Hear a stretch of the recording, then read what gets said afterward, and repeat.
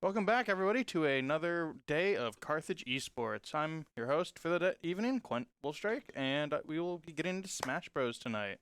We have Carthage Firebirds against Minot State, one of the two. First round's going to start off with Carthage's Paramedics and Minot State's Rekindled, and we're about to get right into the action here.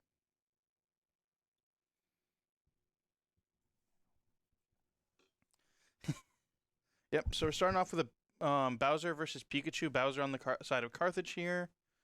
It's Pikachu's been one of the top characters for most of Smash Bros. In general as a game, not just Ultimate. So this and Bowser is much faster than Bowser, so it could be an advantage here. Good starting combo here from from Rekindled on the getting all of those nairs. Yeah, just nairs into up airs. Usual Pikachu combo that tends to rack up a lot of percent really, really fast. And against a heavy like Bowser, that is something you're going to want, especially to cancel out his passive tough guy effects, where he can just kind of ignore hits that are they're not a certain like strength. Oh, good back throw there by the. Oh, nope, not quite gonna catch him there with the nair from Bowser. Good grab read. Up be on the ground.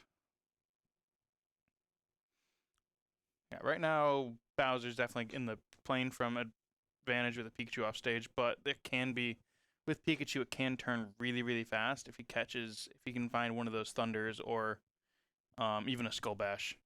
Can really start taking stocks. Yeah, nair into up smash, classic combo there. Takes that first stock for Minot State, and it will put Carthage put them into the driving seat over Carthage here.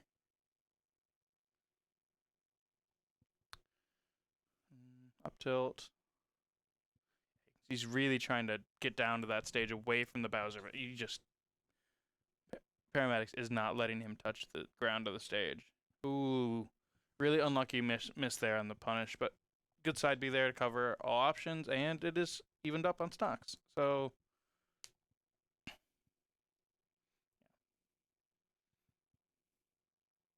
good grab there from Carthage. Gonna deny him that combo. Nair, ooh, good punish. Right now, I kind of want to see you're gonna want to see Carthage maybe look more for punishes and oversteps. Minot State's just gonna try to look for as much damage as they can with these up air nair combos as they can.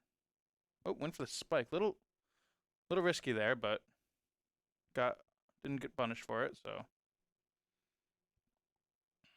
we'll take the full brunt of the up B on the ground.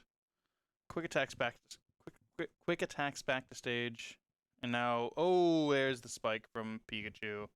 Always got to be careful of that, especially with Bowser having a really slow recovery.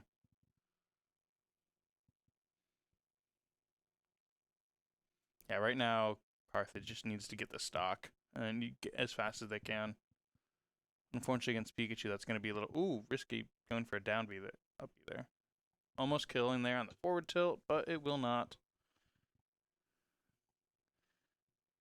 Ooh, that was risky for being in that position from Carthage, because with that Pikachu having that stock, they could have easily. Oh, yep, good catch to the forward tilt. Not much that Pikachu can do there.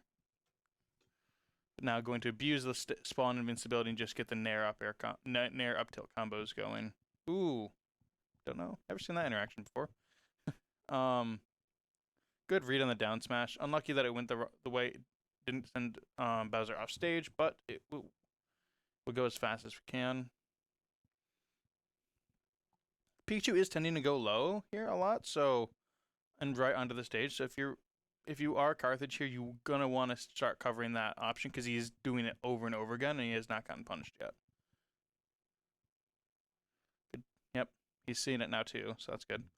But oh, and that is no, he's alive. Okay, oh, thought Carthage had that one there, but not end up being another side B should kill, but you've got to. It's so risky to go. Oh, really good read there by Pikachu on the neutral get up for the up smash. Not much Bowser can really do against that. I mean, it's just unlucky to have you. Ledge options are so dangerous, and either way you go, so it's gonna be risky no matter what you do. Really good read though by the Minot States rekindled with it. So, going into mint melee here for Carthage, so trying to get a bit more of a another bruiser-ish pick with Banjo. I believe Banjo is their favored character. Seen them play quite a bit. So into a Pikachu Banjo should be fine, but we will see, I guess, how that happens, because Banjo is very you can overstep very easily with Banjo. If you use up too many of his Wonder Wings, his side Bs, you can if you use up too many of those, he has invulnerability on those, so if he oversteps with that, it doesn't last very long afterwards, so it can end up really, really bad. Looks like we're going through map selection here. We were on PS2. Let's see if we can. I think realistically, I feel like it doesn't matter. They're all the same, but I think with a Banjo, you're gonna want something with platforms instead of going to something like Final Destination or Final Destination type map that doesn't, because Banjo is gonna be able to use his multiple jumps plus his up B to get back easily, and just having that space to land with the Wonder Wings, so you're not as uncovered afterwards. You're using it to recover can be very important.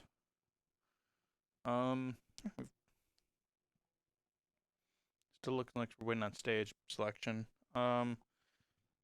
Into Pikachu, I'd say that the Banjo pick is one made to match range, because he does have a lot of that with his grenade, his gun.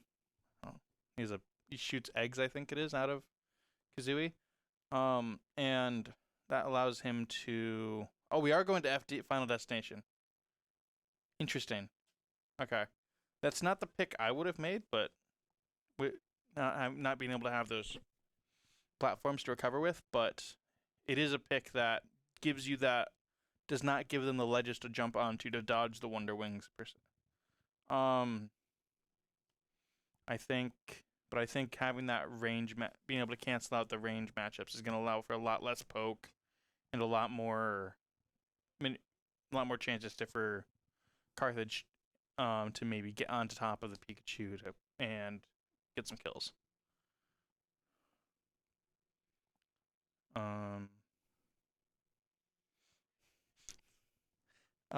So I think we're almost there.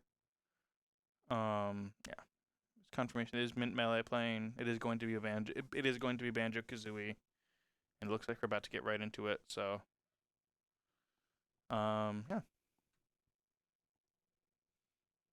Here we go. Blue Banjo Kazooie. Not a skin I see used a lot. But for anyone who does not watch Smash, this is a crew battle format. So you will see each team has a total of 12 stocks. So you're gonna see Pikachu here self-destructing is what they call it, and so because he lost two lives last game, so now he only has one for this one. So yeah.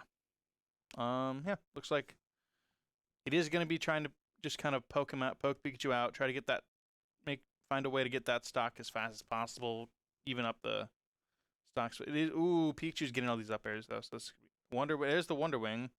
A lot of end lag though, and a lot of frames off, and it's costing Mint Melee a lot here.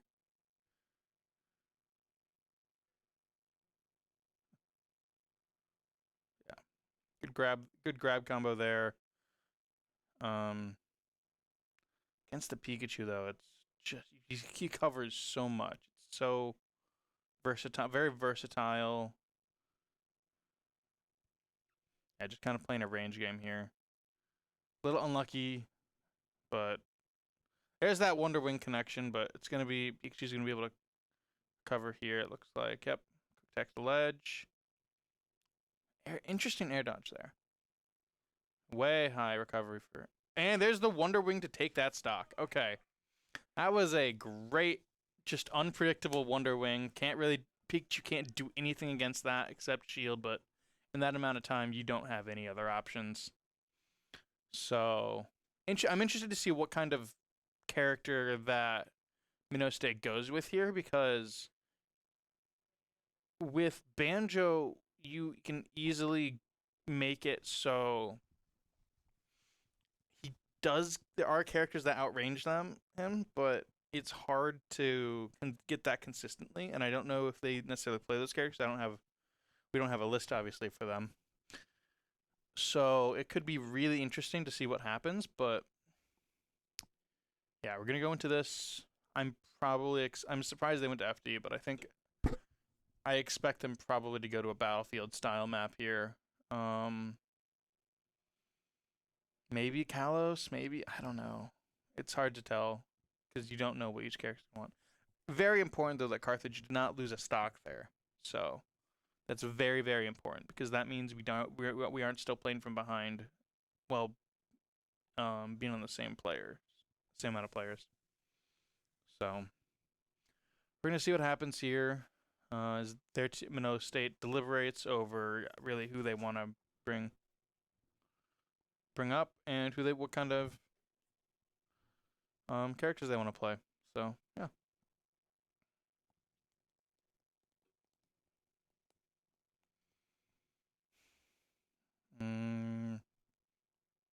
Yeah. Pikachu with Banjo was an interesting choice, but I think it was that ended up being the correct one to just have that safety of the Wonder Wing. But yeah, we'll see what happens here. We have no clue, obviously, what Minot State's going to play, and we are locked into the Banjo. So I guess we'll see what happens. Still win on stage selection as well, and I think with the Banjo having the FD stage is nice, but I think as well having a battlefield style map would be good too.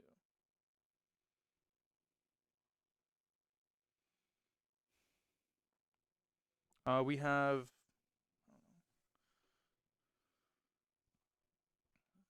the advantage here, but not much.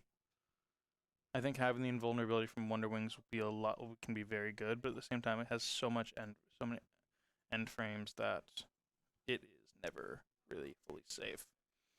We still have a player name now for Minot State, which is Ignis Dragon. Okay. But it looks like we're going. Looks like we have a map selection in place, but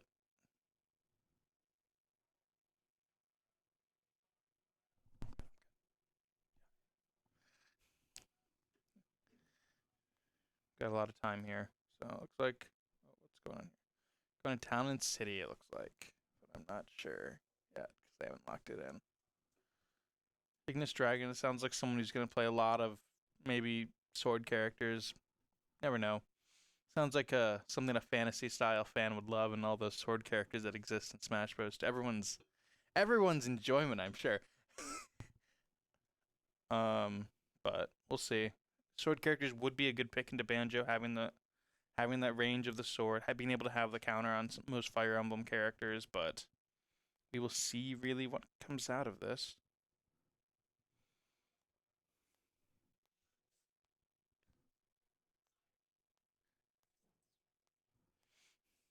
Yeah. So looks like Town and City is a map where you have that bit of a, I don't know, essentially just a better battlefield, small battlefield. So Ignis Dragon also could be playing someone like a Ridley, something, I don't know, somewhere a bit more bulkier as well into a Banjo, which something that can take all the hits and then kind of deal them back all the damage back in one hit. But yeah, best 2 out of 3 sets too tonight. So we can see. Oh, we are not going to Town and City. We're going back to Final Destination. I was wrong. Ignore everything I've just said about Town and City. But it looks like we're ready to start. It is a sword character. I was right. It is a cloud. It is cloud. So this is interesting because cloud does have that secondary ability of charging his limit. So this could be really interesting to see if he can. If there's going to be just some blade beam spam going on here. Just kind of get that spacing. Back air. Cross slash the air recovery up. Yep. Up be out of shield. There's that Wonder Wing, but not going to connect this time. Okay. Yep. Makes sense. I see what he's doing. Yeah. Landing back air into cross slash into forward smash is a really good. There's the first limit break. Unfortunately for them, not going to connect. But a good job of being in disadvantaged state of being in disadvantage of having just kind of spacing out the cloud. He doesn't have a lot of range he's one of the sword characters without a lot of range. So it can cause, and he doesn't have a very good recovery. So it can cause, if he gets off stage and you can space him correctly, it can be very, very good for you. Yep, just trying to keep him on the ledge, keep him in a state of disadvantage where he cannot get back on stage. You cannot let the clouds thrive in the air on stage and play off it. Maybe looking for a finishing touch here. Ooh, or a limit cross slash. Okay. Finishing touch is that down B that can, at that percentage, just can kill. Yep. Up B by cloud there, out of shield. Landing forward air. And almost connecting to that jab. Good job by Mint Melee here, just kind of spacing out the cloud just with the projectiles. Good mash there too. Another missed limit cross slash, so that is interesting, but was off of a missed Wonder Wing. Could look for a just if the cloud starts to overstep, just could look for another Wonder Wing here. They do have, there it is, yep. Oh, unfortunately, that is the problem with Wonder Wing. You have so much vulnerability afterwards that you are just stuck. And taking a limit blade beam right in afterwards does not help the cause either. A lot of spacing here. Cloud's doing a very good job. Oh, slightly fell out of that one. Fell out of that slash, but yeah, just the cross slash is just, you can get so, it has such a long range that you can get so much spacing help. A little unlucky on that blade, on the Wonder Wing timing. Grabbed out of F smash. And it could look for a finishing touch here. It is that percentage or another limit cross slash. Yep, there's the limit cross slash. Safe recovery to stage by there's that. Okay, there's a stock back for Carthage, which is really important because you cannot let having a that kills. Okay, kill out death off the dash attack there. A little bit unlucky, but that's what Cloud does. So yeah, we'll see what Carthage puts in here to counteract this. Counteract the cloud. Maybe looking at something also sword, or something that has a bit more projectiles and has a little more patience as well.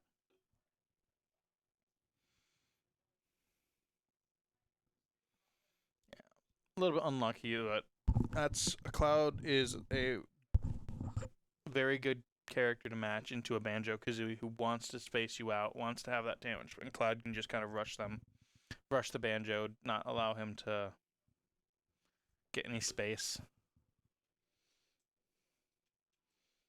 For Carthage, looks like we're going to Phoenix. Okay, so this is going to be maybe something.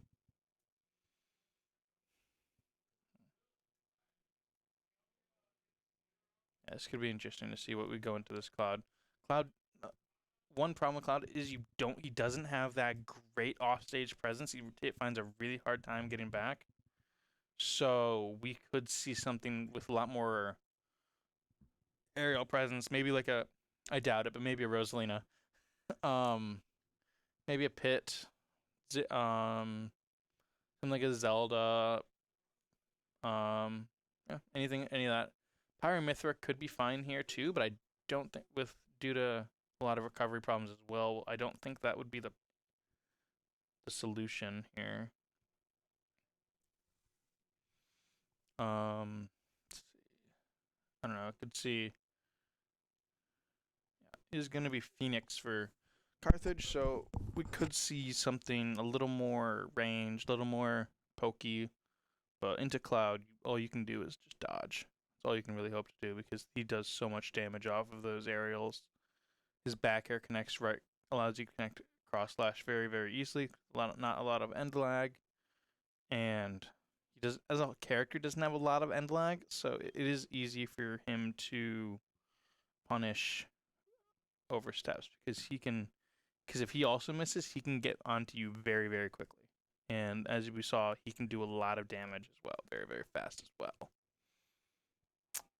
So looks like we are going to see a pit into the cloud. So I think this is the correct play by Carthage. I think having this aerial presence is going to allow them to a little bit lighter than a banjo, unfortunately. So he might die a little faster, but I think the advantage of having that aerial presence is going to allow them to space the cloud very, very well, and it'll allow for Carthage to have a bit more of a presence on the stage at the same time by counteracting the cloud's attempts to stay on the stage.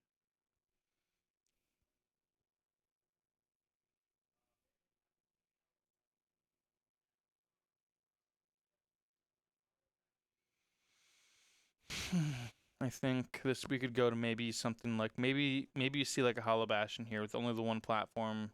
Maybe you see a Pokemon Stadium, like one or two, depends.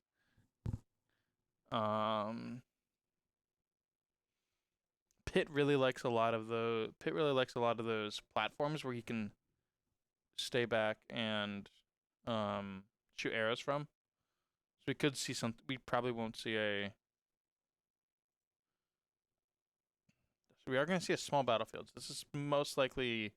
This is a good pick for Carthage because we're going to be able to have that time on stage, and at the same time also have the platforms to kind of use a bunch of projectiles from.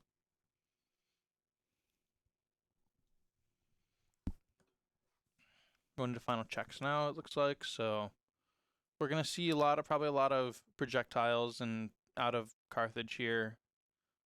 Try to kind of get the percentage high, and maybe catch him on an overcommit or overstep. We'll see. You seemed the Cloud seemed like a very, very safe player. Had a lot of good spacing, so didn't allow himself to really get caught. So should be good here for Carthage, but yeah. Here we go.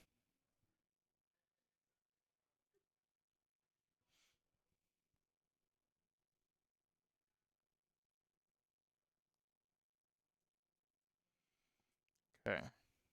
Yep, and there's the first stock as taken by Mint. So we will have a clean 0%, 0%. We are up a stock, and seems like we're going. Okay. Yep, there's the start of the projectiles, but unfortunately, Pit does take a lot of damage. Those cloud aerials do so much damage. Oh, that's a shield break. Okay, that's really unfortunate. This might even kill because Pit is so light. Okay, no, maybe not. Pit is very, very light, so that is very, very dangerous to have a shield break, especially this early. If he now knows he can get those shield breaks, that he might go for a lot more of those. Looking for a limit cross slash here as well. Yep, and it connects.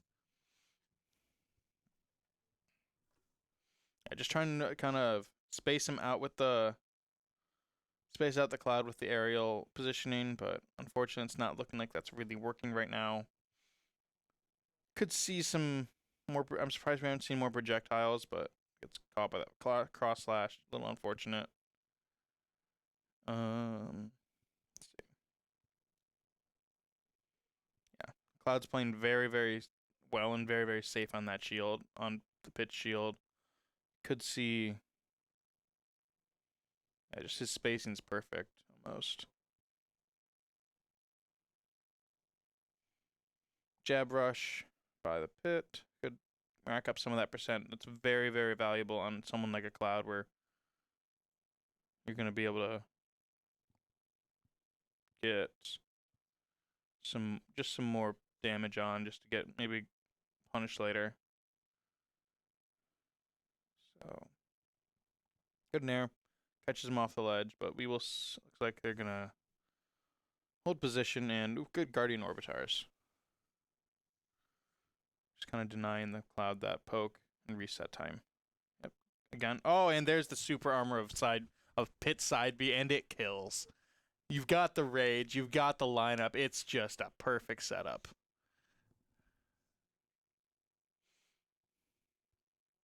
Now that the Pit's, oh, no tech there, really unfortunate. He might just be dead here. Oh, the arrow saves him, and he just gets punished immediately by a back air. Oh, Phoenix had him dead to rights, but unfortunately that last arrow just kind of gave him that push right he needed.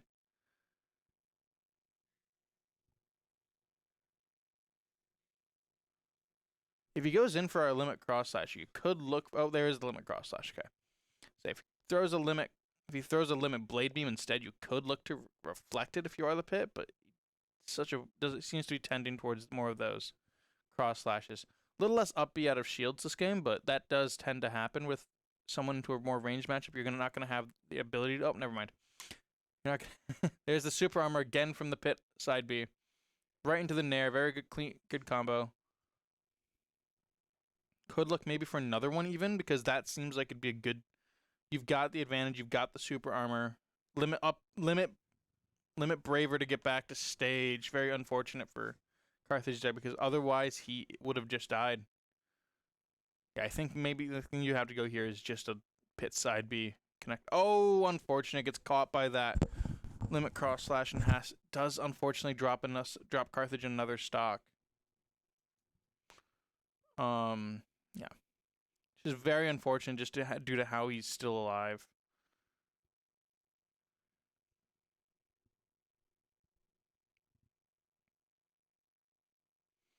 Yeah, Cloud's in that advantage state in here, and you really, if you're Carthage, you really don't want to see this Cloud take another stock and send it to the next player. Send him to like 3 players. Ooh, almost not enough rage on that, but otherwise almost has that kill upside B. Surprised it didn't kill given how far in the air it is. Good good down smash read. Grab attack and up smash. Ooh, that almost killed. That's really, really dangerous now, because you could look for a finishing and there's the Pit side B. Pit side B, which would have just ignored anything that the Cloud did anyways, so it didn't really matter in the end, but very, very good play there to have that side B going.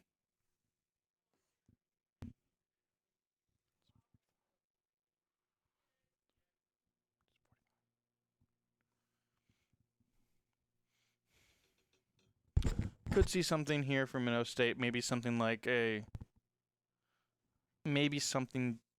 just as ranged, or they might play something aggressive and just try to get that last stock as fast as possible.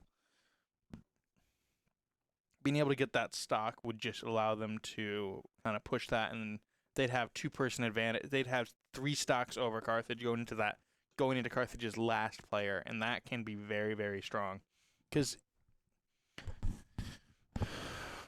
But we'll see here what happens. I think they might go something more aggressive. I think having that aggression would just allow them to get that stock fast and prepare them going into. They might even be looking at the Carthage's last player on their character selection here, because if they can get in a character that can match Carthage's last pick, but at the same time can get the stock fast on Phoenix here, Phoenix's last stock fast, then we can see something like a very, very rough last matchup for Carthage's last player, and that could be very, very bad and could get done really, really fast. We'll see. Okay, map's changing here as normal. Looks like we might. I think we might be going to something. It is the pick of Minot State. I think it could be picked up something like a Kalos, something like a Hollow Bastion, something that really limits Pit's mobility. But I think other than that, it could probably be like a. I think Final Destination would be good too, but it might be a little rough for the. Could be a little rough for the Pit on a Final Destination. Not having those platforms to really get his Nair combos off onto. Still have yet to receive a player for Minot State, which could be interesting. Oh, never mind, we do. Radcat is the player coming in for Minot State. Something like that name probably implies something a little more generic. Maybe see like a Link, a Mario, something fun, something OG. But looks like we might be going to probably a Battlefield stage here. Which would be very good for Phoenix, having the ability to do all of that, the Nair combos, and just have that spacing that he can do.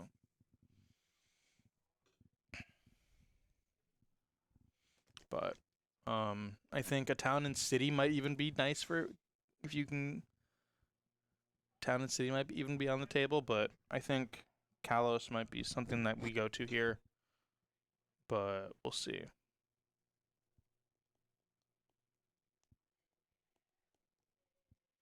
Unfortunate for Carthage, it is last 4 stocks, and this is where it gets tough. You're gonna want Phoenix to take at least 2 here before he dies, but it's gonna be rough. 2 is 2 stocks here would be doable for a Pit, especially with that side B, but you could just see something. It can get, if you don't get those stocks, it can get really ugly.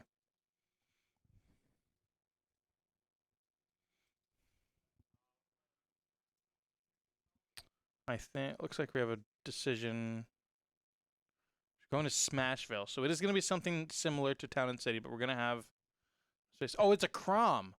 Okay, I was not expecting a Crom here, but Crom is interesting because Crom can get that has a lot of spacing ability with his Nair, with that side B. You're going to be able to get a lot of space, especially if you're going to want to play off the ground like it looks like the Pit has tended to do. Especially if you're looking for those combos, Crom is not going to be able to get that done. Allow you to do that. Yeah, very, very aggressive. Like I said, is a character who's going to look for those stocks early. Good parry there. Dash attack, up tilt, smash attack. Yep, very good spacing here. A little unfortunate on that side B, but very good. Counter to recover is interesting. Give you time to recover is very clean. Nair did go for a counter there again, which is very, very well played by Phoenix there to get that. Oh, unfortunately, that is just going to be the end of it. Wow. Okay. Side B super armor does not make an effect. Does not do enough. So that's really unfortunate. But we are going to go into this 6-3 stocks down, and you have the Crom. We could see something heavy. I think heavy is. I don't think heavy.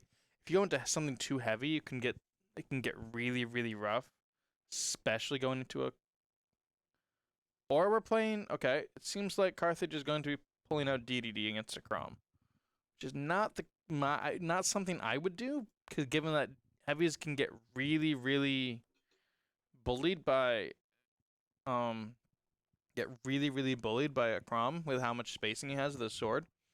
But I think it's just DDD is a character that has a very, very good recovery and can probably won't be able to be like really bullied as much. So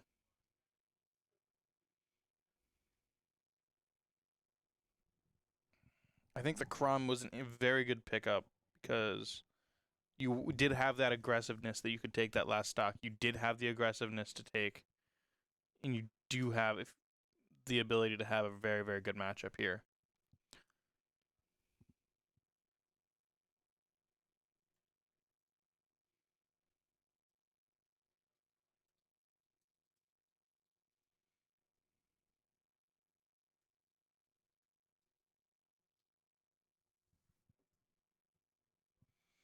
So, okay.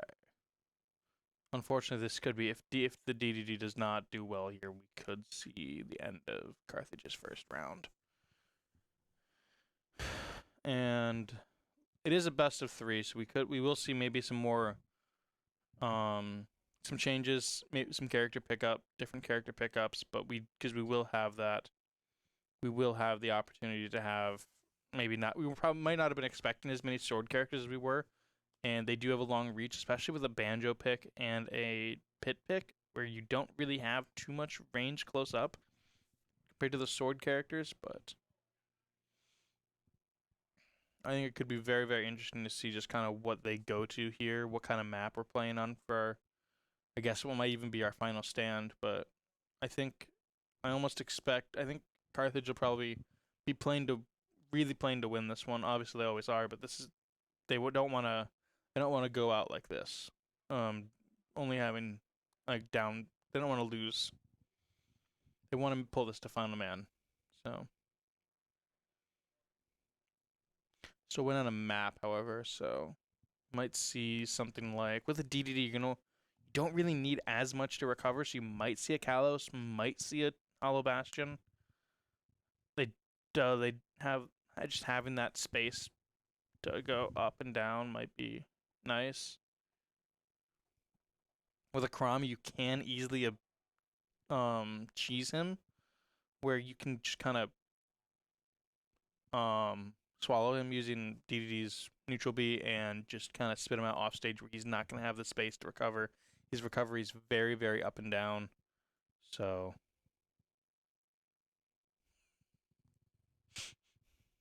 looks like we're going to a small battlefield.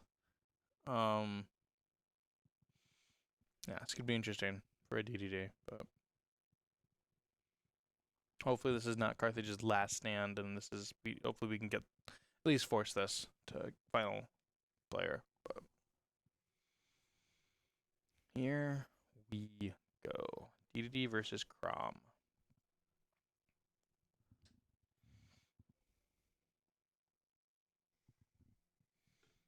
It is precious sponge on the DDD, so we'll have that advantage. Oh, straight into the action with a forward air from Crom here. Side B does not connect. Forward smash doesn't connect. Side B from DDD does not connect, but we're gonna see. Ooh, look, rolls, tilts. Yep. Very good spacing by this Crom. Have to have that. Okay. Ooh, good counter attack of the down B of the side B there from the Gordo. Good punish on the up B, but that Crom back air is gonna do so much. Up tilt, and maybe looking for a hit. Crom's probably looking at dash tech aerial kill here, but very good spacing here by the DDD. There's that neutral B.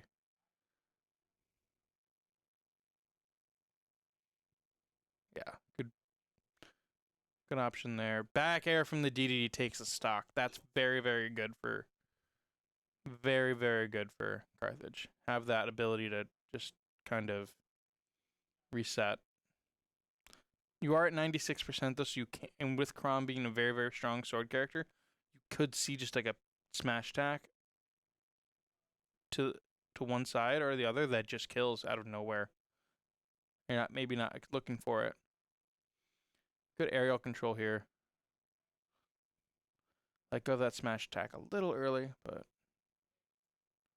there's that side B, and that side B does just kill. Thought there was maybe a chance that he just hit the Gordo, but unfortunately that is not the case.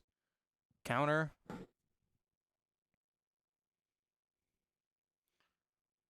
Good shield punish though. Could see a little unfortunate there. Could see good up smash there. Yeah, looking for a landing, cancel out Crom's landing, but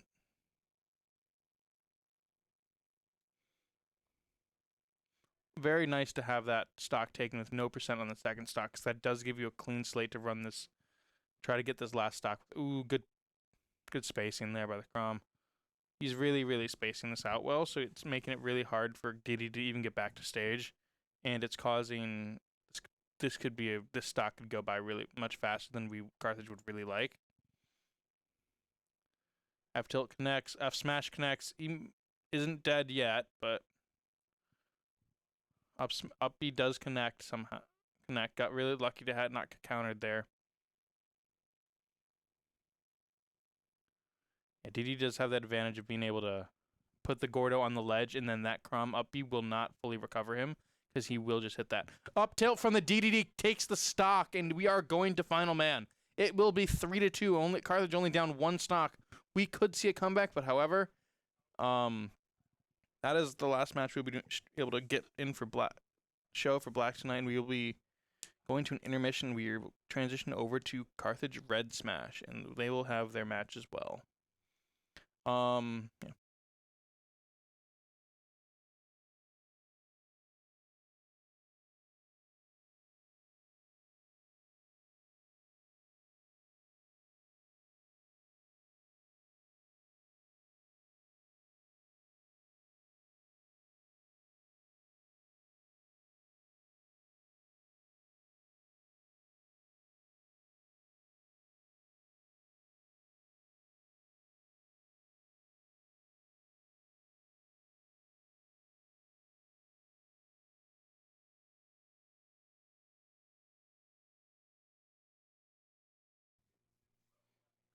Seems that I was made a fool, and we are actually going to be able to see the conclusion of this first set from Carthage Black, and it looks like we'll be able to see, I guess, just the end of this. It's been a very back and forth match. It's been very good. Precious Sponge did a lot of work there to get those last stocks on the Crom, and it will get all 3 stocks on the Crom, and that without only dropping 1 stock. It's very good, and Carthage will go into this in very good position to possibly, with probably one of their players in a good position, feeling really good after only dropping 1 stock, and we could see Carthage even win this now. So into a DDD, I don't know what Minot State's going to pick up. I don't know who they're putting in. I don't know what stage they're going to pick, obviously, but we could see something very interesting and very maybe even unusual. So yeah, this is going to be interesting to see. Looks like for Minot State, it will be Ayaku Quo. Not sure how to pronounce that name, but looks like we might. So, probably gonna. So we had small battlefield there. Didn't really work out for Minot State. We could go see something like a Kalos. See something flat like a Final Destination where the Gordos from DD's side you won't be stuck into everything. But I think, unfortunately for Minot State, that just DDD Gordos stick to everything. But I think we could see something like, I don't think it really matters what they pick, because of how much like damage that DDD can do in the air and on the ground. So it doesn't really matter what they pick, because either type of map is very advantageous to DDD, and we could see something really off script too. Could see a Pokemon Stadium, could see a Hollow Bastion, even like I was saying earlier. No idea what character we're gonna see, so this might even be something that we just aren't expecting. And I'm honestly partly expecting another sword character, because that's just what this team has tended to play. But I think we could also see something like something ranged into a DD to kind of space them out and go in for a quick smash attack or dash attack for the kill. But I think most definitely we might see a Kalos here.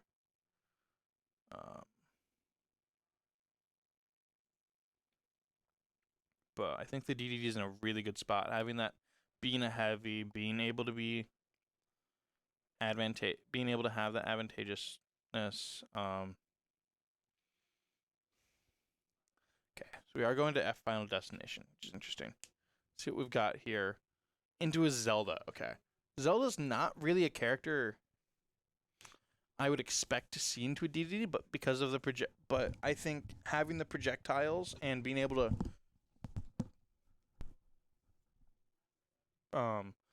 press W, not W, press neutral B and just have that spacing in the middle of a DDD's maybe onslaught. And there's that's really unfortunate for Carthage there, getting the side B canceled by the Gordo and knocked back straight into getting hit by the Zelda down B and getting your Gordo connected back into you. That's really unlucky, and it can cause us to it has caused a lot of percent really early, and there's that neutral B from Zelda that reflect. It's such a good just protection tool as well. And Zelda's playing really, really well, and just her spacings are really, really good. Unfortunate there. Yeah, just got to be careful of those. Up air from the Zelda will just kill. Very strong move, and just was not expecting to come out of that percent and even kill. Good read by the down B. Yep. Just every Gordo he sends is just getting is just getting canceled out by the Zelda neutral B. And unfortunately that up B is just you can't protect against it. It's just so long. It goes such a long distance and it does so much damage and it's completely untargetable and you can't do anything. Good choice here with the recovering low. And that almost just killed even on in a situation that looked good for Carthage. And there's the F tilt from Zelda, and that will end the comeback attempt by Carthage. Minot State wins this one with 3 stocks left remaining to 0, and we will go to an intermission between sets here. And we'll be also going to Carthage Red Smash Bros. Instead.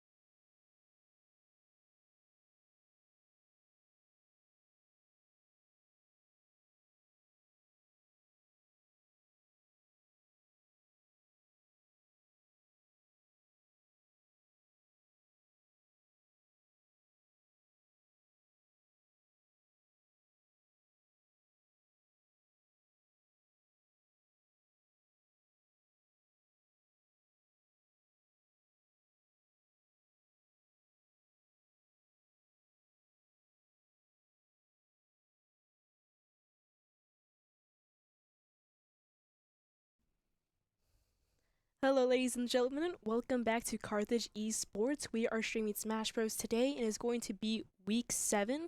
Today is going to be Carthage Red versus University of Iowa. They are going to be the number 1 team in the Great Lakes West A, and we are going to be team number 4 in that conference. Starting today, I am It's Subby, and today we no longer have Terrific Juggler as of right now. He's doing some business stuff. So today we have a new returning player going to cast with us. Hello. My name is Promising Sage. I played on the Smash Bros. Team last year, and I had a blast. And they heard me. They said they needed some help, so I decided to come out and do my due diligence. And it's good to have you back. He was our former player playing or starring Pikachu Libre. That was my guy. Pikachu Libre got the job done while I was there. I might have to make a return next semester, so we'll see. You might see a little surprise come in. And we will write that in the predictions.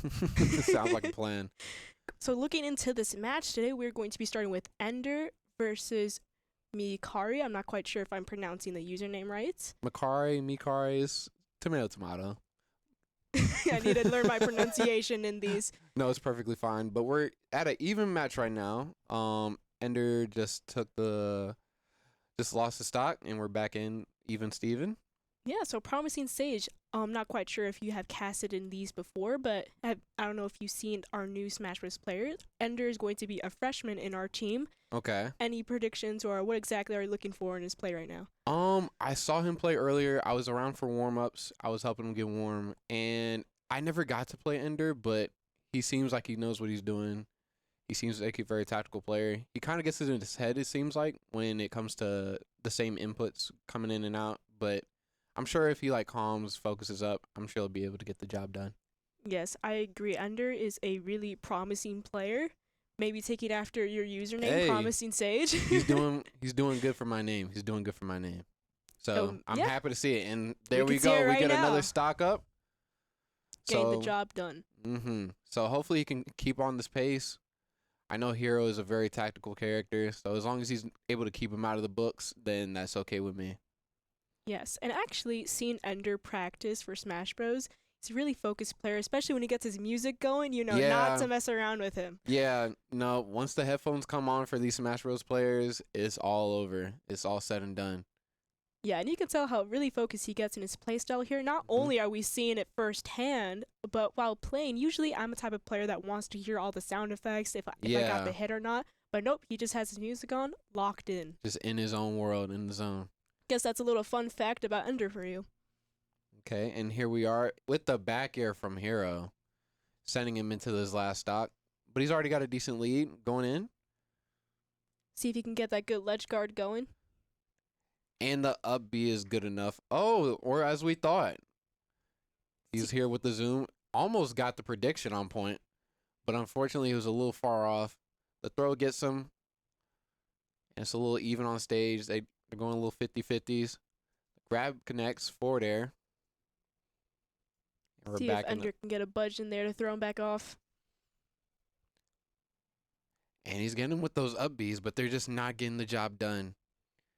He'll have to do a little more than that, or have to at least be on the edge of the stage if he wants something to happen. Yeah, this Hero is going to be holding off as much as he can. Oh, yeah. He's going to try to keep it at bay. And there but unfortunately, it is. He's not able to, and there goes round 1. There it is. Ender was locked in. Probably has his music still going in his mind. Yeah. Because as we saw, he had a perfect performance going in, especially a very offensive player. He's always on the move. Yep, always on game. Always keeping his opponents on his toes. He will not let them rest. No matter if he's high percentage, as we saw, he can be over 200% in damage, and he will still straightforward into battle. I like his play style. Very offensive. Offense is the best defense in some senses. And that's what we're seeing here today right now with Ender. And hopefully he's able to keep up the pace. Even with the 1 stock, if we could get 1 or 2 stocks off this next match, then I'd be satisfied. Oh, yeah. Especially coming from Ender, that is something that we could see. Not even just as a possibility, but most likely.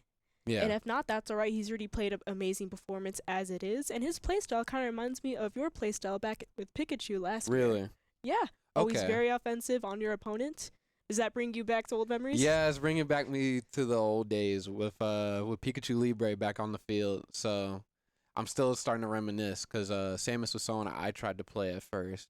but not competitively. Mhm. So it's bringing me back to my roots. So I'm happy to see someone doing well with Samus. Yeah. Was Pikachu always your main pick? Did you have like any side characters that you would play competitively as well?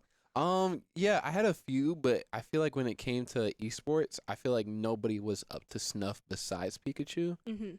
And at that point, I was willing to just put all my cards on Pikachu. I wasn't willing to dance around with any other characters. I was like, okay, it's either Pikachu or it's nobody. So that's what I stuck with, and that's what I continue to do. And that was an amazing choice, obviously, for last year. Yeah, right? Going to this match, we have Ender with 1 stock going into fight Clock, who is going to be playing Sonic.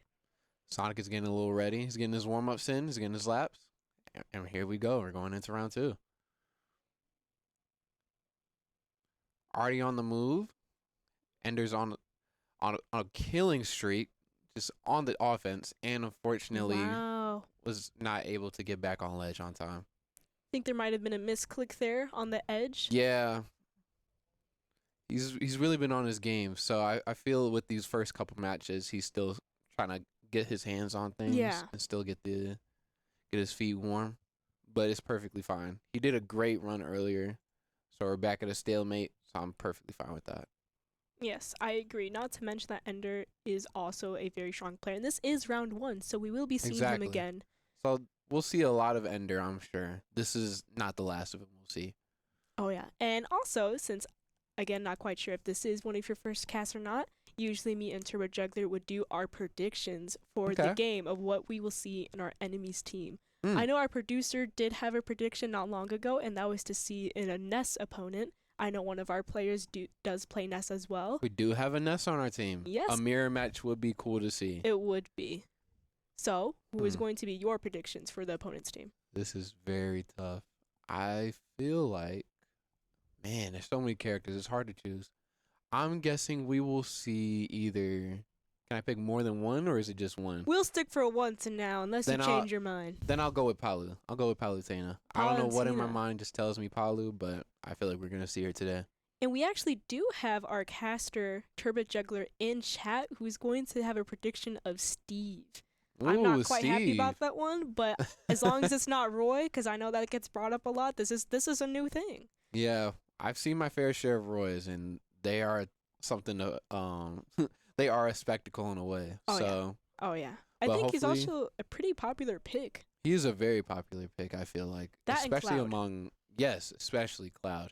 But I feel like even with Cloud not being as good as he was in the previous Smash game, he's still made a name for himself now. Yes. Which has been really cool to see. I myself even play Cloud. He's one of those characters where I haven't gotten the chance to play him super competitively, but he was definitely on my list of those who were like a secondary for sure. If I ever had found the time to get back in this game and play some more. Yeah, Cloud is especially a really heavy hitter. Really good mobility as well, I would say. Yeah. Maybe not for his up B as a recovery. Yeah. But other than that, really heavy hitter, especially his side B that can also like just strong in general in his charge up. Oh yes. That charge up makes him an elite character after a certain sense. But you have to have the timing down good because it's not really something you can just kind of flash out immediately. You kind of have to be strategic about it and wait or try to combo into it. And I never got that far into Cloud to where I would know how to combo into it. Yeah. So that's something that I would definitely like to learn or see tonight. Yeah, it's very important. Just like Banjo and Kazooie's Wonder Wing as well. Exactly. Very strong, but you have to time that or kind of fit that into combos to really get the main use of it. Exactly. My predictions, I would say, for the enemy's team, I would really like to see either a Mario or Luigi. And I know I said I give you one prediction, but I'm going to give myself two. They're a combo. Just they're so I a can have combo. a higher stat of if I'm right or wrong. No, it's perfectly fine. I'm willing to even the odds in that sense. Speaking of NES, we're going to have our very beloved Space Food entering up to fight against this Sonic. Let's see if he can keep up with this speedy rodent. Sonic is definitely one of my least favorite players to go against. I play Smash with my sister a lot, and boy, is she pretty frightening with Sonic. Sounds like quite the spectacle. I'll have to come fight her myself with Pikachu. We'll see who's the better rodent. Yeah, she took You're Too Slow to a personal level. And speaking of fast, he's running around the stage, giving Space Food no time to react. Hopefully he's able to keep him at a good distance to where he's able to react in time and keep him at bay with the PK fires. Yeah, he's really going to want to use that to his advantage to slow him down, put him on the brakes. But he is just rolling all around the map trying to get Space Food. Right. He's just trying to rack up that damage. Kind of using the Sonic Ball to his advantage. He really is. Getting that speed, and Space Food's not going to let that happen. His Spring is going to cancel out his PK Thunder. Which is a strange thing to see. Like, you never would expect someone to up B in that situation. Oh, yeah. Oh, yeah. For Sonic players, usually an up B is not that bad of a move because he can do his down Right, attack. exactly. But unlike He's for one other of those characters, few. yeah, you He's do one of not those want to few. up B randomly. Exactly. So I guess in that sense, We'll he give has him a pass. Right, we'll give him a pass on that Don't one. let it happen again. I'm joking. Don't let us catch you again doing that, because we will have problems. It's like Smash 101, unless you're one of these few characters that can Exactly. recover from that. These Sonic tips and tricks do not include other characters. This is Oh, a yeah. Sonic special. Oh, yeah, Sonic Special. And he goes with the forward throw. Space Food staying alive. Trying to cancel his PK fire with the Spring again, Yeah. does not connect. He's very tactical Nice with that parry. up B. Space Food's really holding on here, He's almost hanging on by a thread. 200%. Which is crazy to see for such a light character like Ness. Oh, yeah. But then on the other hand, with these characters like Sonic and Ness, I feel like you have very limited moves on how to kill someone after a certain percentage, Oh, yeah. and you just gotta. It's just about hitting them at a certain point or just grabbing them. Yeah.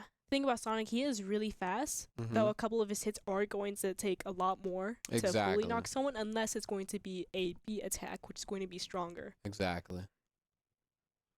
And Space Food tries to get that stock back, and he seems to get one with the back throw. Typical Space Food mood. He just gotta know his opponent a little more when he gets in these battles, and he does perfectly fine. Exactly. It takes him a second, but he adapts quickly. He's not one to slow down.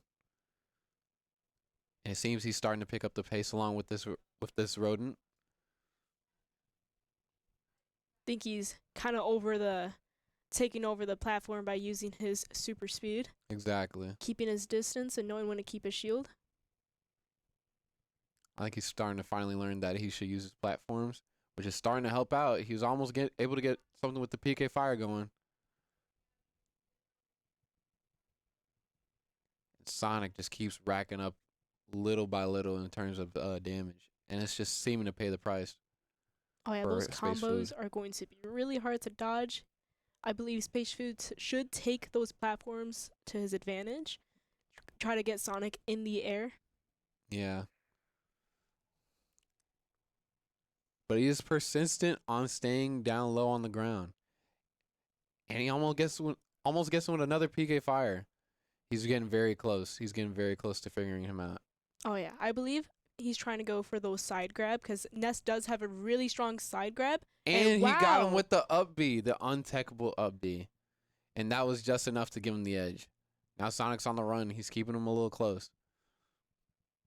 That was a really good comeback. I think even Sonic was not expecting that. No, I'm sure he was not. I for sure wasn't. Maybe that was his plan all along to get him to the Exactly. edge. Never let him know your next move. I feel like Connor in Space Food embraces that perfectly in that sense. Oh yeah, especially not to let percentage kind of play the game for you in the sense Exactly. where a lot of people get very uneasy or start to lose confidence as that racks up. Mhm. But Space Food kind of uses his advantage, like, no, I know what I'm doing. I'm gonna get him to the edge. He's gonna get knocked out like this. Exactly. He follows the same process. He doesn't switch up in any way. And for some people, that would all seem like a flaw, but I feel like for Space Food, it's something that he actually excels in. Yes. Just staying in his mode, staying in his motion with the ocean. That usually gets him home. But unfortunately, Sonic was able to take the win this evening Yes. on Space Food, leaving Sonic with 2 stocks, I believe. Or was it 1? I believe it was. I believe it was 1. It was 1. Okay, it was 1. I'm being They're told. going Thank to you. be 1 up. One good thing about this match though is I believe Space Food really brought out his play style in the sense where after watching streams, we kind of have a little bit of a predictability of what he's going to do next. Yes. Whether we have our star Mechanical Merlin or Lunar Synergy go next, I'm sure they're quickly able to figure that out. Yes, exactly. They're able to pick up where he left off really quick. Oh yeah. And coming in from week 7, we do have our stats for our players. Okay. Our next up player, I believe, is going to be Lunar Synergy, which is going to have a 32 KO and a 22 falls, which is really good stats for just the start of the season. Those are great stats. We love to see the positives. We love to see the positives. Staying positive. Staying positive. It's better than my Splatoon records. Don't look at those. It's perfectly fine. My Smash Bros. Records were not that good either. I'm sure of that. Our other player, Mechanical Merlin, is going to have 26 KOs and 29 falls. Okay, so he's not that far off from going even. No, but the 26 KOs that Mechanical Merlin does have are the ones that matter. A lot of his Exactly. plays is him finishing off the players because now I believe he and Lunar kind of switch off as the last player in the game. Exactly. So they pick up each other's slack. I believe Lunar and Mechanical Merlin, at least from what I've seen on stream, they usually come like one after each other to like kind of pick up on each other's opponents. And I Mhm. really like that. Even though Smash Bros is a 1v1, it's still like a team game. Exactly. That's something I never thought I'd see in a game like this, especially coming into esports last semester. Just the camaraderie and just the intel that we give each other is very informative, and it's also just great to see people work together in a 1v1 Yes. situation like this. Yes, and actually, I don't know if you were here for that last stream to see the highlight of Mechanical Merlin, who had 10 KOs in a row. 10 KOs. In a row, the whole last game, and I've actually predicted that as well. You guys can rewatch that stream, saying that he can actually carry the whole thing, and he got his own graphic for it as well. There 10 you go. KOs, 3 people right out. King K. Rool absolutely dominated. King K. Rool, that's his man, along with this person right here. Byleth, I believe it is? This is actually going to be Lunar Synergy playing Byleth. Okay. I was seeing the Byleth. I was like, I don't remember Merlin playing Byleth. Yeah. We will hopefully see Mechanical Merlin play tonight unless Lunar puts an end to all of these players getting 10 stocks. Which I would not be concerned about in the slightest. Nope, not at all. Though we do love seeing both of our players play. We love seeing them get out. We love seeing them be able to stretch their legs and get the plays in for the evening. Oh, yeah. Have the show on the road. Exactly. And that And is there going we to go. cut it. Wow. That is a quick finish with Lunar. That looked like it hurt. I'm sure. I'm glad I was not that Sonic. That's one thing I know for sure. Yeah, that Sonic was scared trying to go up on that ledge. He was not sure about that. Yeah. Lunar was not having it. And let's see if Lunar can take it away with these 10 KOs from here on out. And I do want to point out that Turbo Juggler says I have the prediction box because I know this is going to be brought up the next stream that I'm not going to have it anymore. So Oh, I don't know man. if you know Promising Sage, this right here, Mm-hmm. it's imaginary prediction Imaginary. box. But right now it's Okay. on my side. All right, I mean, cool. you can look at it if you want. I mean, yeah, but it's it's my box. It's a nice box. I will admit that. But it's not mine, so I can't touch. Exactly. can You're going just- to have to make I can just another admire. guest appearance. You'll see me again then. Next time you'll see me. Hopefully, one of these streams, it will no longer be imaginary. I'm actually working on making it pretty fancy because yeah? I believe that'll be really fun to have on stream. That'll be great. I will definitely be here for that and any time beforehand. Unless you become a player. Unless I it- become a player. And then we'll be talking about you on here. Then I will be on screen, exactly. All good things, all good things. All good things. Exactly. For the bad things, we keep it private. Exactly. I'm joking. we keep that stuff That's for outside of training. stream. That's for training. That's for the videos. Exactly. You guys don't see that. Don't worry about it. No, we're all pretty nice here and very positive to each other. Great team bonding. Exactly. I mean, I'm not really part of the team. I just kind of cast it, but I do. But that makes appear you here a and there. team member It in a is, sense. it It makes you is. part of the family. It is. I'm like me and Turbo Juggler, like the kind of the faces or the commentators, Exactly. the people behind the player. Exactly. Where would we be without Subby and Jugular? Oh yeah, especially Turbo Juggler. He does a lot of our castings for esports. I'm sure those of you who have appeared on our other streams as well are very familiar with him. How could you not? It's Turbo Jugular. He's such a famous guy on this campus. Oh yeah, with his casting. Or even just locations as well. I know more like high school. It's definitely a big name there as well. Yep. I've seen a couple things on social media for him, and it's amazing what he does. And man, I I only wish the best and for more to continue. So if those of you who have not heard his name, go check him out. He's in chat right now. Snake. Yeah, he's in chat right now. We have a Snake player, which I'm actually really surprised to see. I can't remember the last time I've seen a Snake player. Have you? Especially in that outfit. I rocking honestly, the cheetah print. Nothing wrong with the cheetah print. I love the cheetah print. That cheetah print is doing him no justice, though. He is not able to hide from Lunar. Lunar has got him on the run. He's not doing him justice fashion-wise nor smash-wise. No, it is not. The fashion smash combo is not doing him justice. No, he's supposed to be a very stealthy character, but that kind of brings it out, Yeah, exactly. He said, I'm going out blaring. He does not have the eye of the tiger. Exactly. He said, guns ablaze, and I'm going out. And he is indeed going out. We are at 120% compared to 88%, and almost a complete 0. Oh yeah, Lunar's gonna cut that out. Lunar is chasing him down quickly. He said, "You are not going anywhere, buddy." Mm-hmm.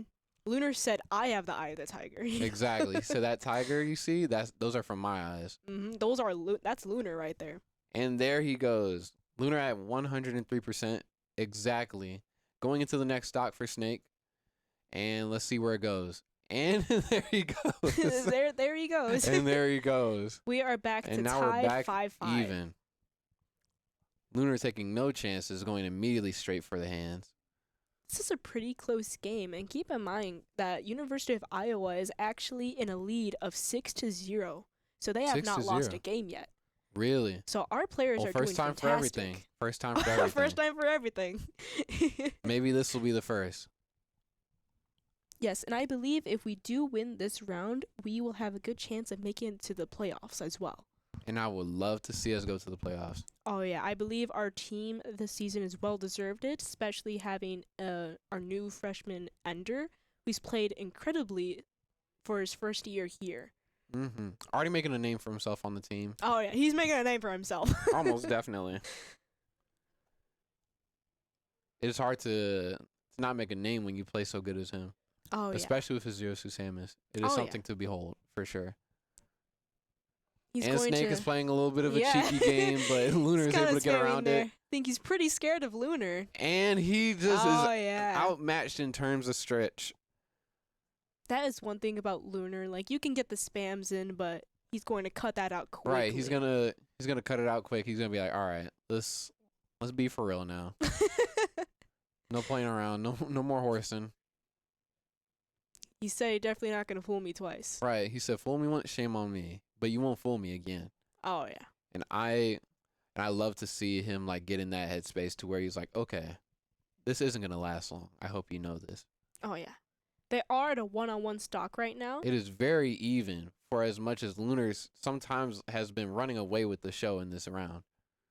Oh, yeah, but those bombs are just being placed everywhere. Yeah, those grenades are so persistent.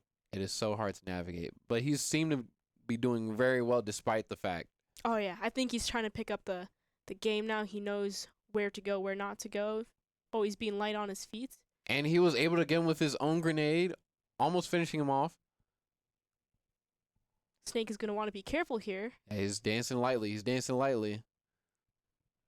Because Lunar is not a soft hitter. No, he is not. See if he can make it back. And he was able to make it back. Had me sweating for a second. Yeah. But Byleth has a really far reach. Oh.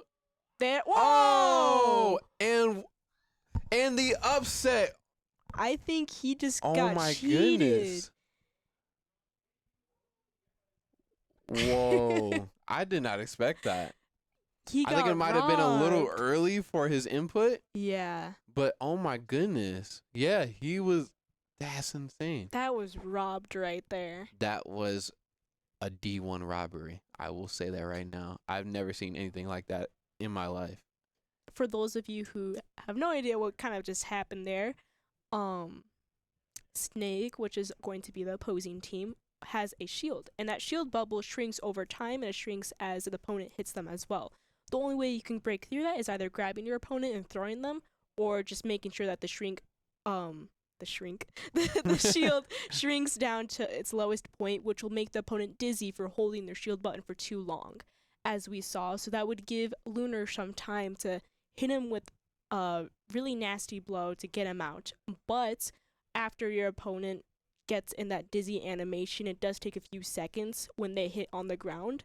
So you might want to time that a bit and make sure they're Right. fully up before you hit it. Right, A strike exactly. like that. There's no need to rush something like that, which I think he was unintentionally. Yeah. But it is perfectly fine because we have now Merlin taking the stage with King K. Rool. Oh yeah, Mechanical Merlin. This might be a little harder considering Mechanical Merlin does play Keycane Roll, which is a really big player. This is a And very the- big character, yes. The grenades are going to be everywhere on the ground, which is going to be a little hard for him to maneuver around. Exactly. But considering this is a very big character, and super armor seems to be King K. Rool's thing in this game. Mm-hmm. And I was warming up with him earlier, and I can say with Pikachu, a character like that where they have multiple multi-hit moves, Mm-hmm. I'm sure that King K. Rool will be able to clutch up a win if he just is safe about those landmines. It's not the grenades I'm concerned about. It's the landmines that seem Yes. to pack that punch that I we are so agree. concerned about. I So agree. as long as he avoids those and either just makes sure to avoid them or just counter him at the right time, I'm sure he'll be perfectly fine. And not even 10 seconds in, we're already at 57%. That is King K. Rool for you. Very heavy hitter. And are we glad to have a player like Mechanical Merlin playing him? Oh, indeed we are. And so here we are. We see those grenades. They're being thrown out, but they are not phasing him in the least, Wow, he's going to go right through that platform. which is I crazy don't to think see. Snake was expecting that at all. And he's edging him out. He's keeping him at bay. Snake was able to get back on stage with the forward air. Oh, yeah. from, Snake is not going to want to be close to this guy at all. No, he is not. Already at 133% with a measly 61 for King K. Rool, which is like nothing. With the parry and the grab, it's actually pretty close for what it is. And there it is. Until it was not. Until it wasn't. Until it was not. Until That was we still got great back play. the league. That was an amazing play That by Snake. It was. I will admit that. That was an amazing play. He was holding out way longer than initially that I was expecting. Not saying agreed. anything on the player's skill because the player did play amazingly. And that is going to be Smiles on the enemy's team. Mm. It is just that King K. Rool is an extremely hard hitter, considering that Snake is more He's of a a projectile very- thrower. Exactly. He's a very heavy and hard hitter Mm-hmm. with some long distance attacks as well. So it's just a question of like, what do I do in a certain situation sometimes? Oh yeah, it was really difficult, especially considering Mechanical Merlin. He's very familiar with projectiles getting thrown at him, so Almost definitely. those projectiles were not going to be hitting at all, and that's kind of Snake's main play. So Yeah, that's his go-to. And so here we are going into the next game. Maybe it'll be Mario. Maybe it'll be hopefully Luigi. it'll be Mario or Luigi or Maybe Palutena. Palutena. I know Palutena was in our last stream as well, so maybe you did a past prediction, which is Exactly. just remembering, but Maybe I was just maybe I just knew intentionally. And our producer here is going to be predicting Zelda. Zelda, really? We don't see a lot of Zeldas, but that would We be saw something. once last year, I Really? believe, with the Shadow Knight spam. That was a bit of a nightmare. I believe you remember right. that I one. do remember that player. I played that player. Yeah, Yup. That was really hard to go around. that was a tough battle. Game & Watch is going to be Turbo Juggler's pick, and we are going to see Zero Suit Samus. Zero Suit Samus. That is not something we see. And a it is lot not of. going to be Under. It is going to be our opposing team named Everest. So maybe today we will see a mirror match. Maybe. Maybe we'll get that mirror match. That'll be really pleasant to see Under going against Everest. Indeed, it would. And here we go. Are going into the next round. Already have 44% for Zero Suit Samus. Merlin is keeping him at bay. Right now, our stocks are tied 3-3, so this is going to be the official call. See who takes this round. Our players have been doing really good. It has been a very close game this whole evening. So let's see if they're able to clutch it up and bring it home this one time. Everest looks like a really strong player going in for all the attacks, being really up close to Mechanical Merlin. See if he can get a break from that. I would love to see him go against Ender. Oh, I would love to see the difference in how they play, because I feel Yes. like Ender is so keen on offense, and I feel like for Everest over here, it's just all about mobility. Oh, Always on the run, always yeah. staying moving. I feel like that one instance in where he was blocking, it was the only time we've seen Everest stagnant and just not moving in any Yes. sense. Yes. You see the forward airs, you see the jumping, you see the up B, the up tilt. Oh, yeah. I'd also agree on that in sense, especially because Ender, our player, uses a lot of her down B, which is going to be her jump. That Exactly. sees like the holographs behind her to Right. like mimic her movement speed. He uses that to his advantage. And Everest here, we do see a couple plays in that, but not as much as Ender would. And there we go with the infamous stomp into the up B. With a 3-1, maybe Merlin will be able to bring this back. We've Hopefully seen not King 3 K. stock. Yeah, hopefully not a 3 stock. We've seen King K. Rool take down 3 people. Oh, yeah. Oh, So yeah. 3 in a maybe- row. 3 in a row. So maybe if we could get 3 stocks in a row, I'm sure that wouldn't be too impossible. Not to mention that he only had 2 stocks, if not 1. Exactly. But that was last game. Let's see if he can pick it up now. And he's going to get a stock And there off. we go. And so it begins, the return. This is how it begins. This is how it begins. This is how we He's come going to back. make a name for himself.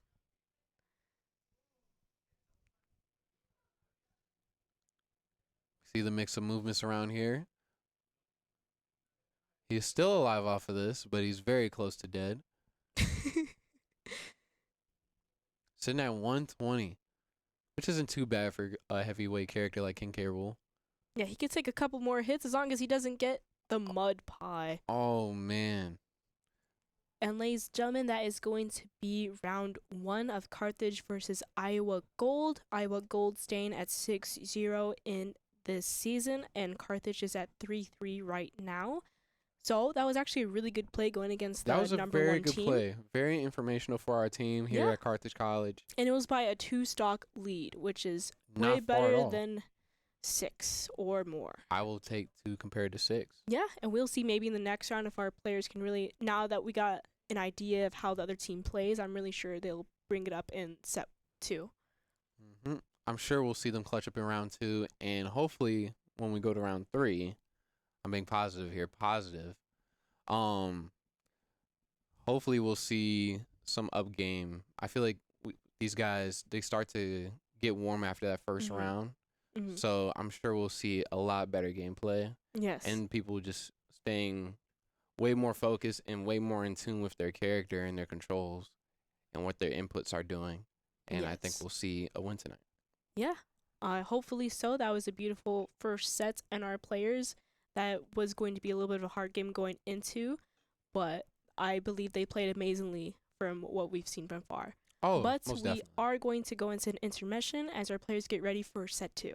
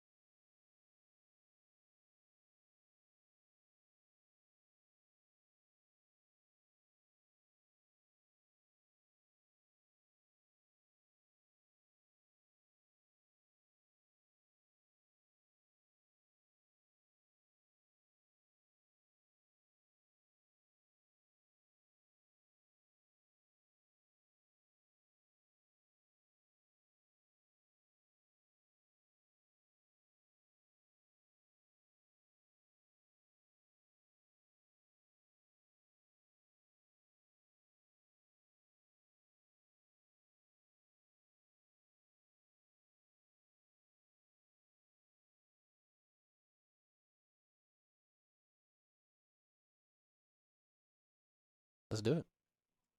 Alrighty, welcome back, guys. After a very short intermission break, we are going to be starting off with Ender versus Clock. Clock is going to be Sonic the Hedgehog on the opposing team for University of Iowa, and Zero Suit Samus, which is going to be Ender on Carthage Red. And we are off to a great start for Ender. He's able to counter that Sonic a lot better for this sense than Ness. I feel like Ness wasn't able to do what he wanted to do, especially with Sonic running around all the time. So I feel like someone with around the same amount of mobility and speed as Sonic is a lot better for matchup sense. And it's showing with Ender being able to keep up with him and just be there, jump for jump, move for move, spin for spin. It makes things a whole lot better for the Carthage team. Just makes things better for matchup senses. And I feel like that's where that team camaraderie is coming in, where they're conversating and they're like, okay, you need to fight this person, you need to fight that person. Yes, I feel like they're really agree. talking now, and which is great to see. I agree, because all of our players have different play styles, and some of them just don't match up with certain opponents. Mm-hmm. Especially like how we saw with Space Food versus Sonic the Hedgehog was able to hold his ground, but fortunately Sonic the Hedgehog was just all over the place and needs someone who can keep up with the speed. Exactly. And it's not because of Space Food's playstyle, it's because his character is going to take more time to land those hits. Exactly. I feel like it's not a matter of players or characters that they're using. Exactly. I feel like it's not a player versus player sense. I feel like this is just, at that point, it's just a raw character versus character matchup. Because Space Food in his own right is an amazing player. I've played him myself many times. Yes. He kicks my butt every day in, day out. Anytime I come down here and I'm facing him, you better bet your odds that he's going to win.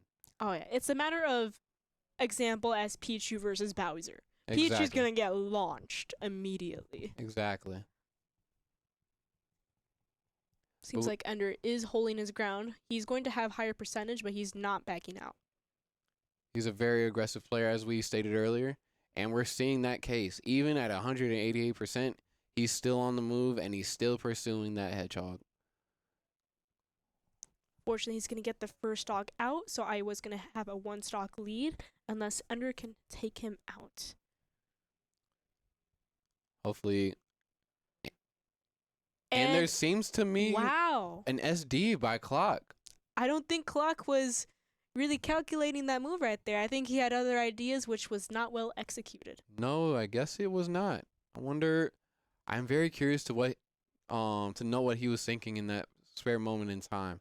I'm curious to see what his intentions were, because I feel like for someone like him, he definitely had something going on in his mind, and his controller just had a whole different idea of what to do. Yeah, maybe that could have been a misclick as well, considering that Clock from previous matches have stayed on the ground. He's not really an aerial player. This is very true.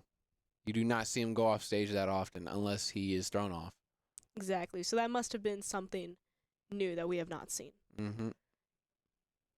But we're seeing Ender start to take his own pace and starting to take the lead back. He's already starting to make a name. Already going to cut out that hit. That would have been dangerous to see. Oh, yes. That would have been really bad. Luckily, we were able to avoid that.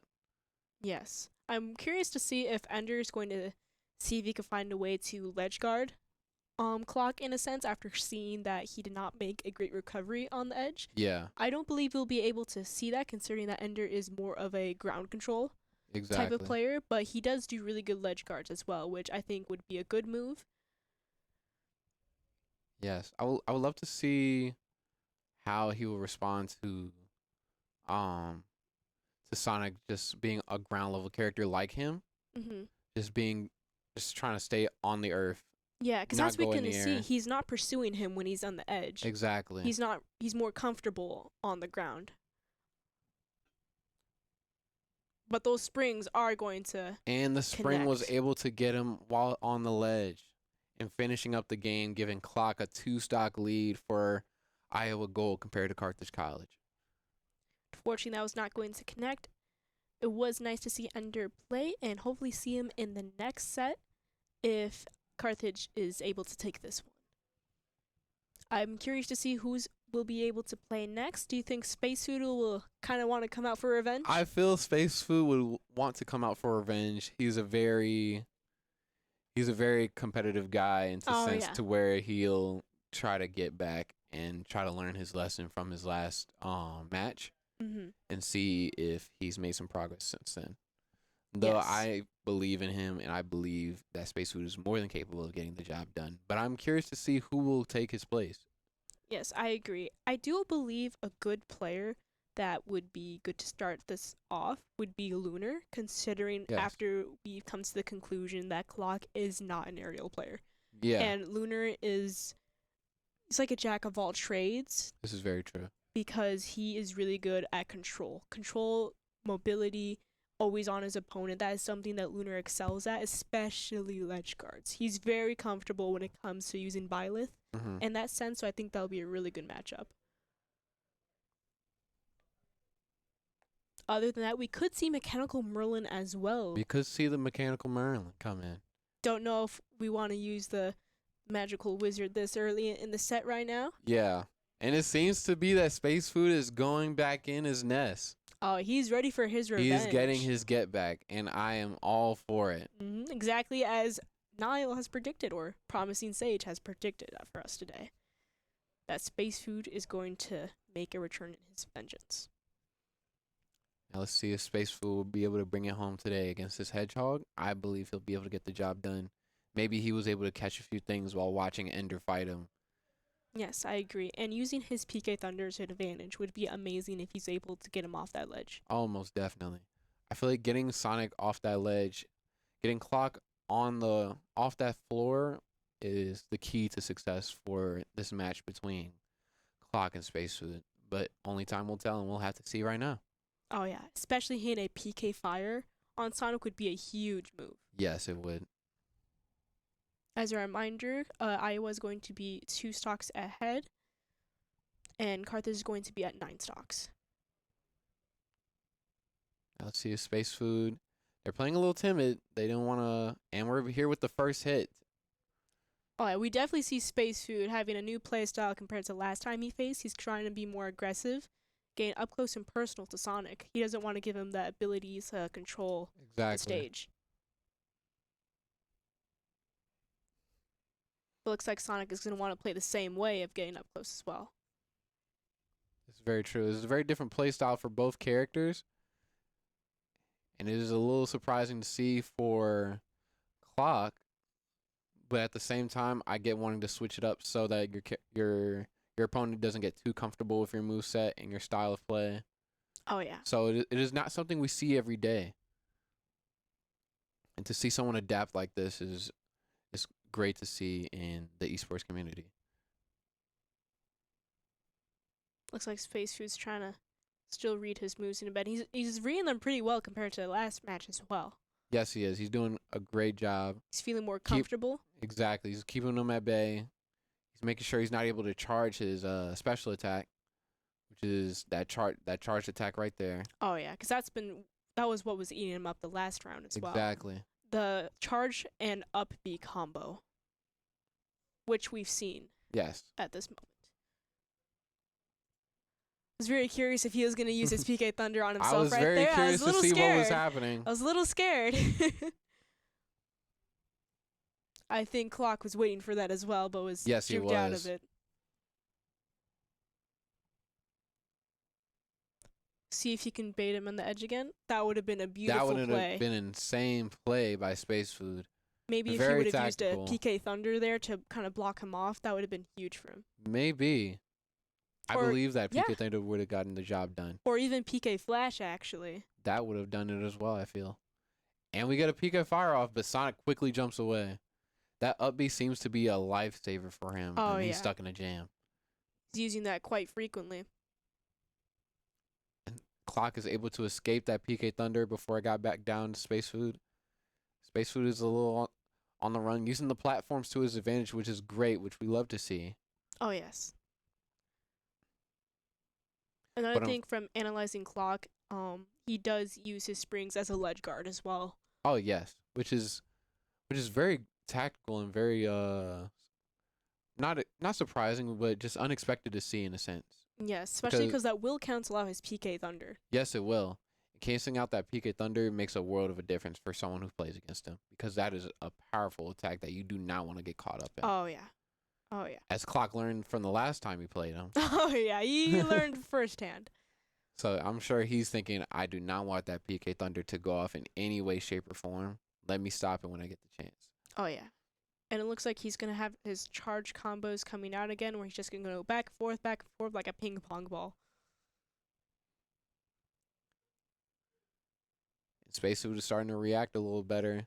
He's seen the same song and dance before.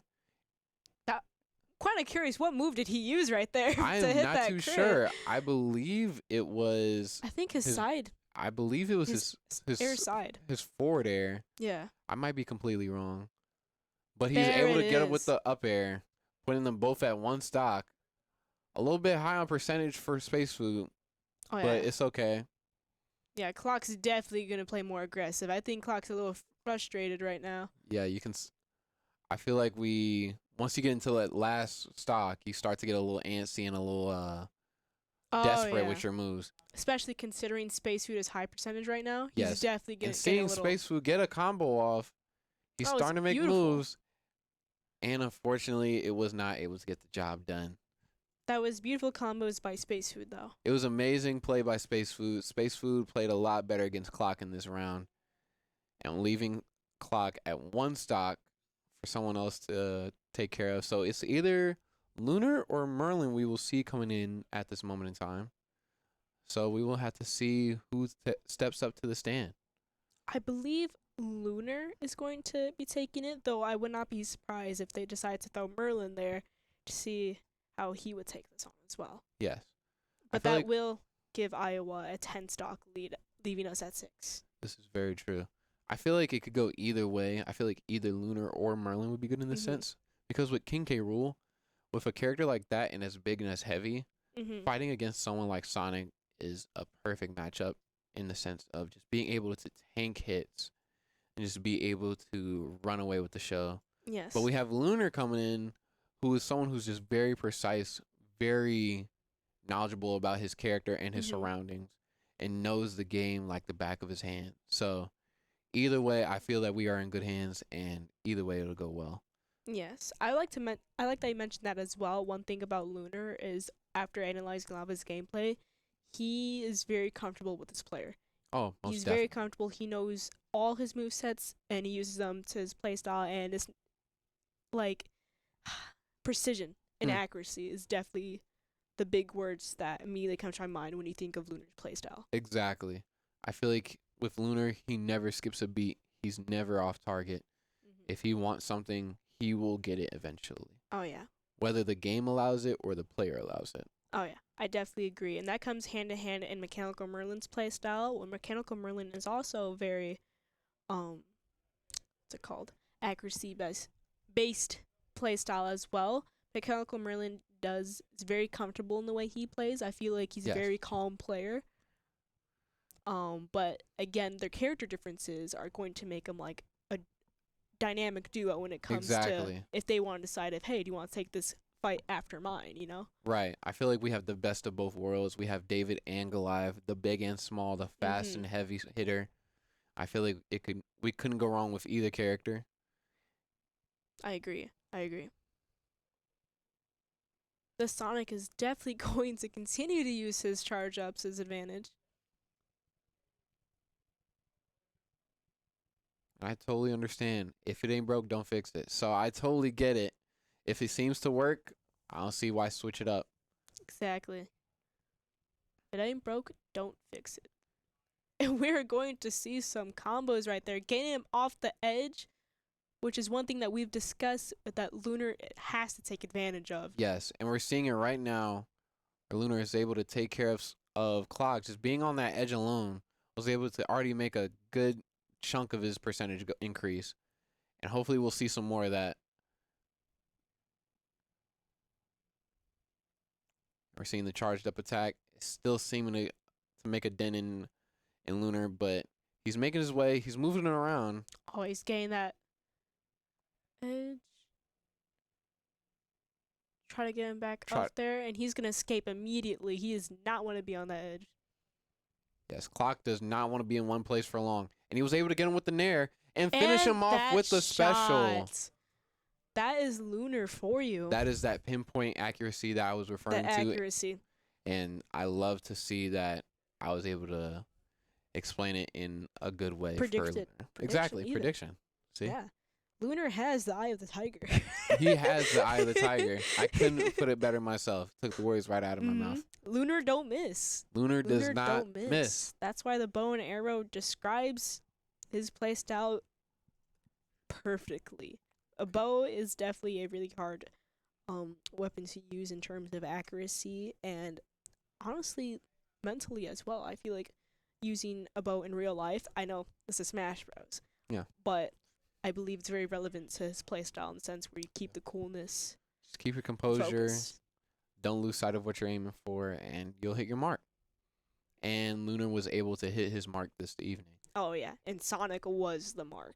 Yes, and Clock was indeed that mark. And hopefully he'll be able to hit 3 more stocks, get 3 more marks on the board for Team Carthage College. Oh, yeah.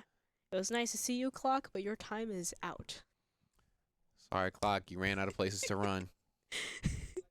Guess you could say he was running out of time. I had to say the puns. I had to use the puns. It's okay. It's okay. Our producer's shaking his head right now. Since I'm the guest, I'll let it slide. Yeah. But yeah, thankfully. Turbo Juggler does not let that slide. I'm He sure immediately hits the decline button. and we're no. seeing the thumbs down by the producer, and I'm sure Jugular would agree. Oh, yeah. But unfortunately, he's in chat, so we cannot hear his voice. Yeah. So we cannot hear him scream on the other side of his computer, but Yeah. it is okay. I'm now sure that he's he in will. chat, I'm going to use this to my advantage. Exactly. I'm sure he will voice his opinions when he returns next Tuesday. Oh, yeah. And speaking of puns and Turbid being on the other side of the screen, you can join the puns while they last as well. Because that makes a good stream. Good stream. That does make a good stream. I'm trying to think of more Clock puns. Good. Has nothing against the player, but it's just, I had to say it. And our opponent on the other team is going to be Smiles. And I believe Smiles was, well, we're going to find out in a second. He's going to be frowning in a second. I had to say it. I had to say it. The producer is not Oh, pleased. he's not happy. He wants to leave. He's ready to clock out immediately. But it is okay because hopefully Carthage will be able to clean these guys up soon enough and head you home. Oh, we're back to seeing Cheetah Prince Snake. And we know how that last match went. Hopefully it is around the same style. Hopefully Lunar is able to stay away from those grenades. Oh, yeah, and hopefully able to time the dizziness in his shield. Exactly. Hopefully we don't have any more slip-ups in that category. But I'm sure he's learned his lesson and does not plan on making that mistake ever again. Oh, yeah. Sure gonna put a smile to Lunar's face, you know? I'm sure it will. I'm sure it will. It's not a laughing matter, you could say.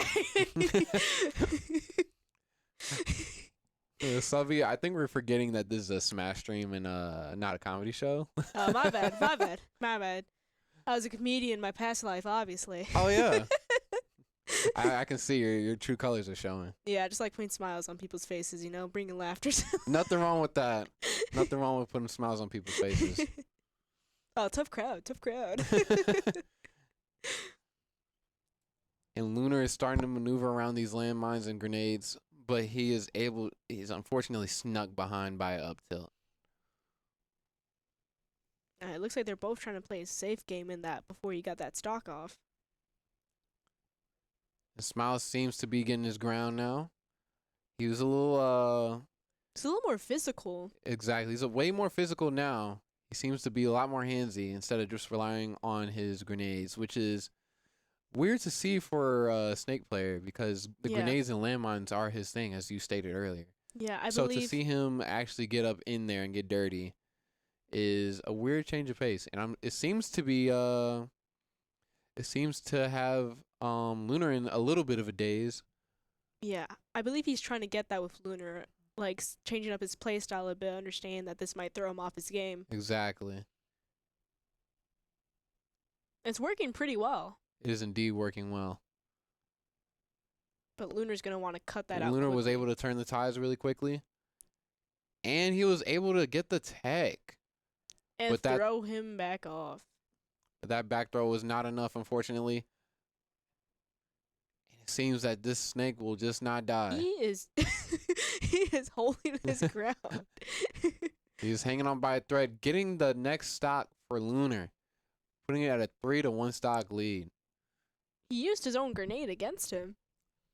I've seen that a couple times with snakes. You love to see it. You love to see it. We got the little clash. Little Dragon Ball style clash. Just nothing crazy. Just one little hit. And is hit by his own grenade, leaving him at 198%. But he's able to get the parry. He just won't get off. Sitting at 208%. This is insane for a snake. And there he goes at I thought he was coming 221. back. I was like, what? At 221%, Snake has finally lost his first stock. And Lunar seems to finally have his ground again. And we're back on the move. It seems that one stock was just what Lunar needed. Just a little bit of inspiration to keep him going. Oh, yeah. One thing I will say, though, for being a Snake player, this is a pretty amazing gameplay. Nobody really likes to use Snake. He's definitely not a popular pick. And unfortunately, that rocket would just not get off Lunar. Oh, yeah. Lunar was able to get those rockets off pretty good, but unfortunately, it seemed he was able to. That last one is able to sneak by. Yes. This isn't looking too good for the Firebirds, as University of Iowa is going to have an 8-stock lead, leaving us at 3, with our last player holding the line, Mechanical Merlin. Let's see if King K. Rool can do it once again. Oh, yeah. Get that 8 stock off. He did that last stream. Definitely not impossible. Maybe he'll go for a 2 for 2. He puts the possible in impossible. Exactly. Oh, yeah, we gotta turn those frowns upside down. See, now he's doing puns. It's rubbing off of everyone. No, it's okay. He doesn't have that flair that you have. Yeah, no, he doesn't have it. He's over there. I'm right here. Exactly. I have the mic. Exactly. He said the mic's on me. You're at home. Exactly. This is supposed to be your break right now. Right, exactly. I have the mic. This is very true. No, he doesn't have the prediction box though. He So, does have the it's prediction box, right here. unfortunately. You said he does? Oh, he does? No, I do. Oh, you do. Yeah. Right, my bad. We've established this earlier. I'm sorry. I have it. I I thought have it. I didn't see it anymore for a second. I thought he took Well, it yeah, it's home. invisible. He said, I didn't see it. Nah, Niall's wrong. Actually, now he's right 'cause he said it's mine. Going back to Smash Bros. See how Mechanical Merlin's able to take this. Snake is definitely not a popular pick. If anything, I feel like he's one of the more forgotten players of Smash. So to This is very true. yeah, I to feel see him in like the top team is crazy. This is very true. I feel like you rarely ever see snakes nowadays. And I'm very curious as to why. I could not explain it to you. I Mhm. am not a snake player myself, so I wouldn't know. But I feel that Snake is a great character, so I'm very curious to know why that is. But he is here with us today, so we are here to see it for ourselves and what a snake player looks like on an esports team. Oh yeah. I mean, he's gone, and if you see someone use him, it's got to be for a reason. It's either a mistake or a very scary reason. This is very true. And not even a minute in, and Mechanical Merlin has lost the stock to Snake. Snake seems to be on a whole different game this round compared to last round. Oh yeah. Definitely locked in on this round with their players. I feel like Smiles is definitely frowning and not showing any type of smiles for Oh, yeah. anyone today. Smiles is stoic. Yeah. Smiles is not the happy-go-lucky guy we thought he was. Oh yeah, no. Oh, that is very frightening to see, like, King K. Rool just approach Exactly. on the edge. But Smiles he's locked in right now. Smiles is leaving no room for error. Get rid of that second stock. I think he's mad after last set. Oh, I am sure. He said, I am not losing anymore. Oh yeah, he was smiling in the last rounds, but once he Right. saw Mechanical Merlin, He was like, he was like, "Oh, it's you." He's like, it's over now. he So I had can't let this stand. personal beef with him. Has this turned personal? Smash Bros. Gone personal? Smash Bros. Gone personal. You've heard it here first, folks. Someone write that down. Write that down. Write that down. Write that down. And Oh, Mechanical and Merlin he is got able to get a hit. stock off on Smiles. See if Mechanical Merlin can do another 10 stock miracle. He's done it before. Will he do it again? He's picking up the pace again. Seems like he's Merlin found out how to seems go to be around. finding his feet. Starting to make his way. Finally finding footing, but those grenades seem to be getting to him unlike last game. Oh, yeah. Seems that Smiles has learned to keep on edge with the grenades and just keep them at bay until he can get him to those higher stocks like 116 plus to where he's at a killable percentage for Snake. Seems he's going to try to use that. That ledge guard is going to be really hard for Mechanical Merlin to block, considering he is a bigger target. This is very true. But he's able to get past it, no problem. Took him a second, but Hopefully he's finally just there. one strong hit from Mechanical Merlin. And that unfortunately, is that gonna cut ends it. it. Iowa is going to end with a 7-stock lead, winning this set as well, ending this round for Carthage Firebirds, which leaves University of Iowa 7-0 in terms of win versus loss, and that's going to give Carthage Red 3-4. Still beautiful gameplays from both of our teams here. It's a really great game. No, we've had great games this evening.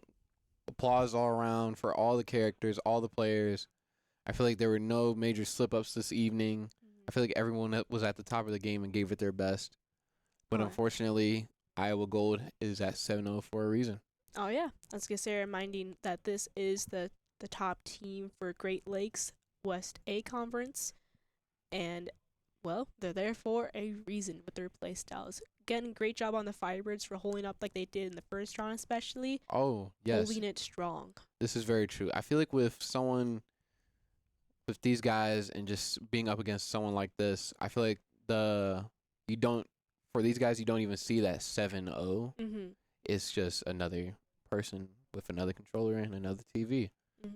which is great to see. It feels like it does not get to these guys in any way, shape, or form, and that is something I love to see. I love to see the calm mental state with these guys, Mm-hmm. which is not seen, I feel like, as much nowadays.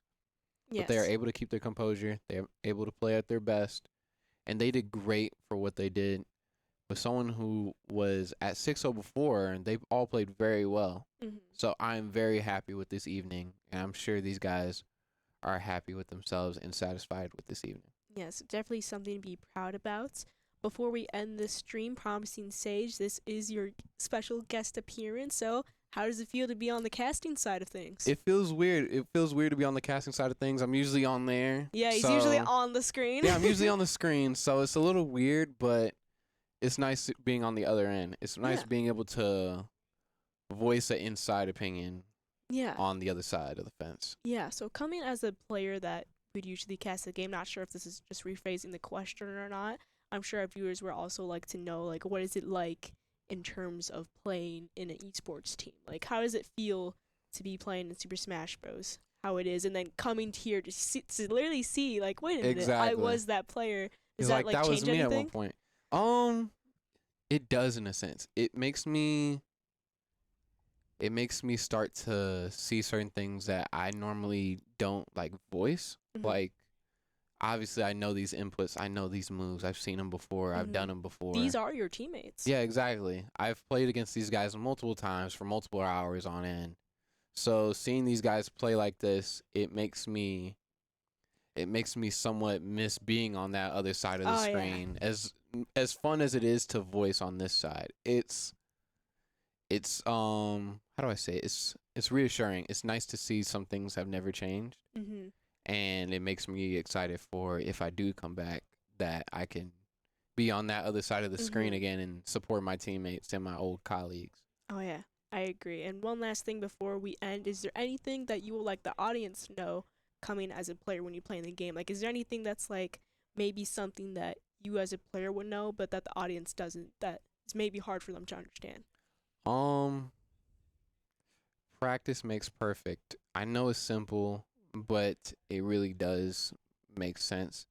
And I don't mean just going in training mode and just practicing on a dummy. I mean finding people like these guys, finding a team, just finding some people to play with for hours, just people who are willing to commit with you. Mm-hmm. That brings out the best character in you because you start to learn how like another person thinks compared to like a computer. Like usually, yeah, like I'll when I would train, I would start off like going into training, like maybe I'll train in my room because it's esports, so Mhm. we have a lot of training hours outside of the arena. So I would start off like my training session. I'd like fight a level 9 bot, and that'd be my warm up, and then I'd go online, and then I'd play for hours, like maybe like 2-3 hours, Yes. and that would be my day if I'm not playing with these guys. But I would prefer to play with these guys because they're here. Mhm. They're in the here, they're in the now. They can tell me what I'm messing up on. They can tell me what I'm doing good on. Mhm. So just having that other player's opinion is good to have, especially Mhm. with high level players like these guys, to where they've put in the hours, they've put in hundreds, not if not thousands of hours into this game, compared to me, where I've like maybe scratched the surface of like 800. When most of these guys have over 1,000, 1,500 hours Oh on yeah. this game. So to have you notice that difference. Mhm. Definitely in people's plays as well. Yes, that is something definitely you notice. So just be persistent, be Mhm. constant with the practice, and never give up. Yeah. Yeah, thank you so much for sharing.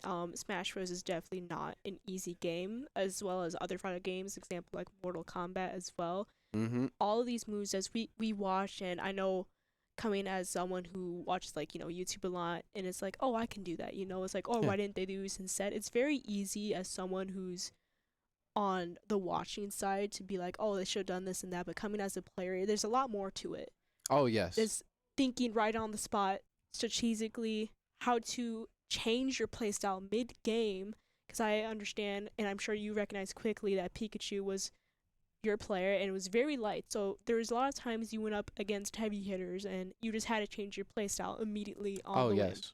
So that's definitely something to, as viewers, keep in mind, as well as nothing to say of players' skill level, but it's just a mental game as well. It's a mental game, and it's like I said, a character to character game. It's Mhm. not obviously these characters in this game are a bunch of ones and zeros. Some are Mhm. better than others, and so on and so forth. But it really boils down to the person behind that controller. I Mhm. feel like, because there are characters in this game who, yeah, that might be bad, but with the right person behind them, Mhm. I feel like anything is possible. Oh yeah. I feel like anything is possible with any of these characters. Because if the time and effort is put in, it's any goal is reachable. I feel like, Yeah. especially with these level of characters, because I can't tell you how many times I've had like a bad matchup, Mhm. and I'd either get close to winning, and then I'd slip up by Mhm. some means, or I would clutch the win. Like I had a couple wins last when I played, and I'm sure a couple of them were, some people would say were bad matchups for Pikachu, Mhm.